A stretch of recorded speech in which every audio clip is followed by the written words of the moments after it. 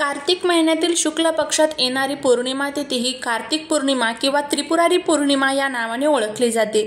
या दिवशी देव दिवाळी मोठ्या उत्साहात साजरी करण्यात येते। असं म्हटलं जातं की या दिवशी भगवान शिव आणि भगवान विष्णू यांची भेट होते।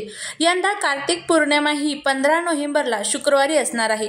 या दिवशी दिवे लावले जातात किंवा नदीच्या किनाऱ्यावर दिवे तरंगवण्याची पद्धत असते। याला दीपदान असेही म्हटले जाते।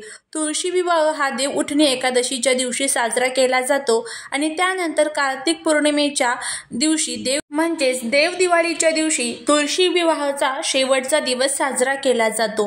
पौराणिक कथेनुसार भगवान शिवाने त्रिपुरासूर नावाच्या राक्षसाचा वध केला होता। त्यामुळे देव या दिवशी गंगेच्या किनाऱ्यावर एकत्र येऊन दिव्यांचा उत्सव साजरा करतात अशी मान्यता आहे। त्यामुळे दीपदानाचे महत्त्व अधिक आहे।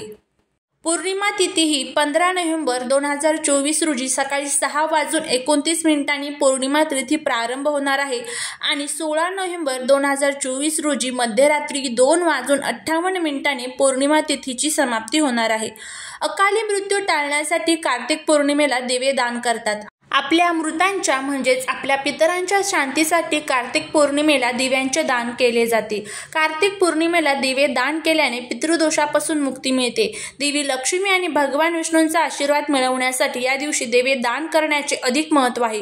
कुंडलीतील यम, शनी, राहू आणि केतूचा प्रभाव कमी करण्यासाठी दिवे दान करायला हवे।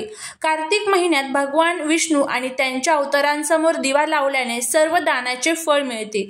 आपल्याला या दिवशी दिवे दान का केले जातात याबद्दलची संपूर्ण माहिती आजच्या व्हिडिओमध्ये आपण घेतलेली आहे।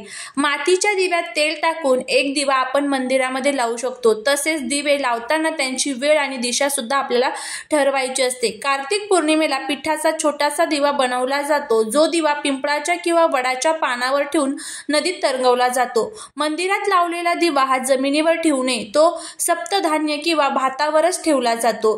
तर अशा पद्धतीने हे कार्तिक पौर्णिमेला दीपदान केलं जातं। कार्तिक पौर्णिमेला म्हणजेच त्रिपुरारी पौर्णिमेला दीपदानाला विशेष महत्त्व दिलं जातं। त्रिपुरारी पौर्णिमेला आपण कार्तिक स्वामींचं दर्शन घेत असतो। आपल्या जीवनामध्ये धन, संपत्ती, पैसा याची कधीच कमतरता भासू नये यासाठी हे कार्तिक स्वामींचं या दिवशी दर्शन घेतलं जातं आणि हे मंदिर असेल तुमच्या आजूबाजूला कुठे तर तिथे तुम्ही घेऊ शकता किंवा मग स्वामी समर्थ महाराजांच्या केंद्रामध्ये सुद्धा आरतीनंतर हा फोटो मांडला जातो, तिथे सुद्धा तुम्ही हे जे दर्शन आहे तर ते घेऊ शकता। आवर्जून घ्यायचं दर्शन, कारण वर्षातून फक्त एकदाच कार्तिक स्वामींचं दर्शन घेतलं जातं आणि वर्षभर आपल्याला धनसंपत्ती कमी पडत नाही। इतकं महत्त्व हे त्रिपुरारी पौर्णिमेतील कार्तिक स्वामींच्या दर्शनाला आहे। त्याचबरोबर या दिवशी आपल्याला आपल्या घरामध्ये काही उपाय, काही सेवा करायच्या आहेत। आपल्या जीवनातील सर्व त्रास, दुःख, दारिद्र्य, दोष दूर व्हावेत यासाठी भगवान शिवशंकरांच्या मंदिरामध्ये एक दीपदान आवर्जून करायचं। त्याचबरोबर तुळशीची सेवा करायची आहे। तुळशी मातेला आपल्याला काही वस्तू अर्पण करायच्या आहेत, तर त्या कोणत्या आणि कशा पद्धतीने याचीही माहिती आपण या आजच्या व्हिडिओमध्ये घेणार आहोत। त्यामुळे जर तुम्हाला हा व्हिडिओ आवडला तर चॅनलला सबस्क्राईब करा, शेजारील बेल आयकॉनलाही प्रेस करा, म्हणजे माझ्या सर्व नवीन व्हिडिओचं नोटिफिकेशन तुम्हाला मिळेल आणि तुम्ही एक पण व्हिडिओ मिस करणार नाही। त्याचबरोबर कमेंटमध्ये श्री स्वामी समर्थ लिहिला अजिबात विसरू नका। तुळशी माता म्हणजे साक्षात माता लक्ष्मी।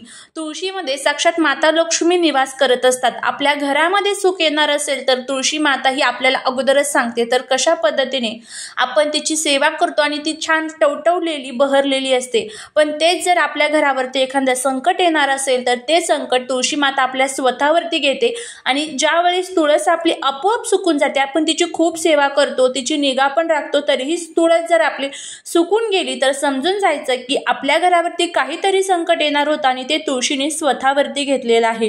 तर इतकं महत्त्व हे आपल्या घरामध्ये तुळशी माता असायला आहे।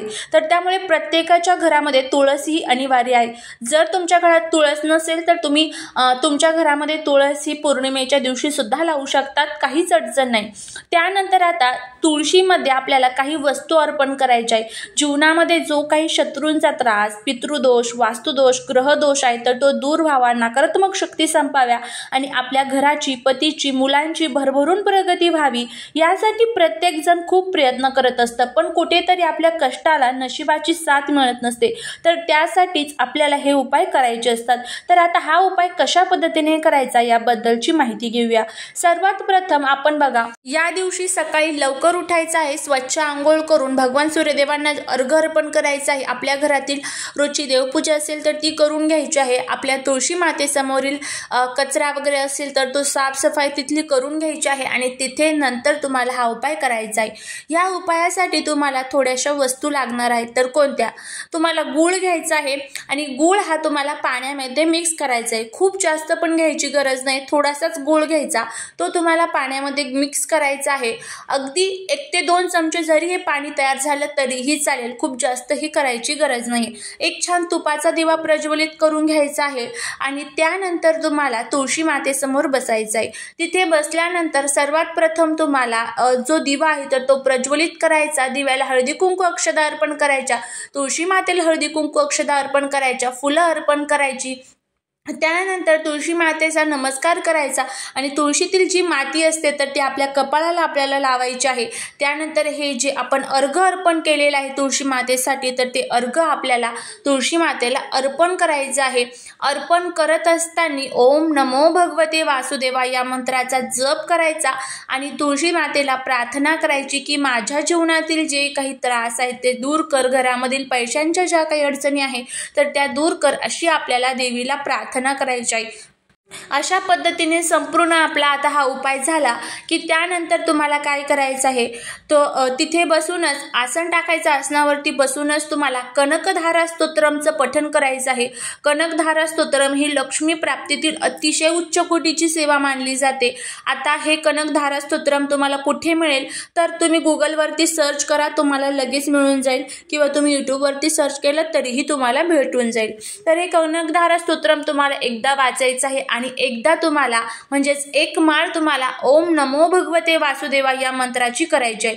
ह्या 2 सेवा करायच्याच, अजिबात चुकवायच्या नाही. तर अशा पद्धतीने ह्या 2 सेवा आपल्याला तिथे करायच्या आहेत आणि त्यानंतर तुमच्या संपूर्ण उपाय झाला, सेवा झाल्या की उठल्यानंतर तुळशी मातेला तुम्हाला 7 प्रदक्षिणा मारायच्या आहेत. प्रदक्षिणा मारण्यासाठी जागा नसेल तर स्वतःभोवतीच तुम्ही 7 प्रदक्षिणा मारू शकता आणि त्यानंतर संपूर्ण झाल्यावर तुळशी मातेला प्रार्थना करायची की माझ्या जीवनातील जे काही त्रास आहे तर ते दूर करून असेच माझ्या घरावरती तुमची कृपा असू द्या. माता लक्ष्मी आणि भगवान विष्णूंचं तिथे स्मरण करायचं आहे.